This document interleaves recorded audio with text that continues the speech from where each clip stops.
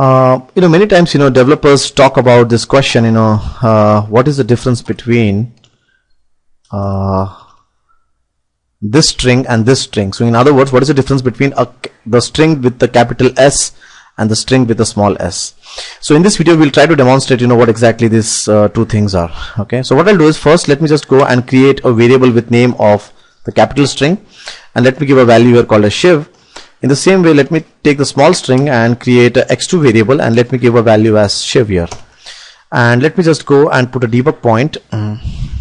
So let me put a debug point here, and let me execute this. So you can see basically both of these strings are operating exactly in the same way. In other words, if I see x1, it also has a value shiv. If I see x2, it also has a value shiv.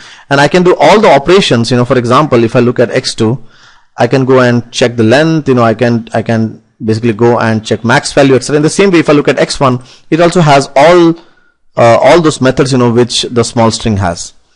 So again, coming back to the same question. So what is the difference between the capital string with the capital S, the string with the capital S, and the string with the small s? So let me just stop this program here. Now let me hover my mouse onto the small string.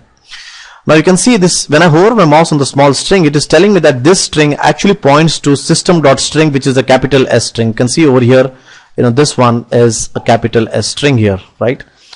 In other words, the small string, the string with a small s, is nothing but it's just an alias for the capital string S. Okay, so in other words, you can call any of them, and irrespective of what it is, it will actually point to the same string class. Okay. Now the thing doesn't end here. Now there are lots of aliases, like how we have the string and string. So some of these aliases are, so the boolean can, the boolean is alias for the capital boolean, the byte is alias for the capital byte. In the same way, you can see some other weird aliases. For example, int is actually alias for int32. So in other words, either you use int to declare an integer variable, or you use int32. It is one and the same thing. In the same way, we have unsigned int, which is actually equivalent to unsigned int32. So next time, whenever you get such kind of situation where you think that both of the data types are actually pointing towards the same thing, just try to hunt if there are any kind of aliases. So I hope that this video was useful. In this video, we were trying to understand that what is the difference between a string with a small s and a string with a capital S. So summarizing, they are nothing but aliases. The small string, the string with a small s, is nothing but it's an alias for the capital string. Now whatever video you have seen, right, is just a glimpse of what we have done. So in case you are interested in our video package, you can go to our site, that is www.correspond.com. You can call on this number and you can ask the complete DVD package what we have.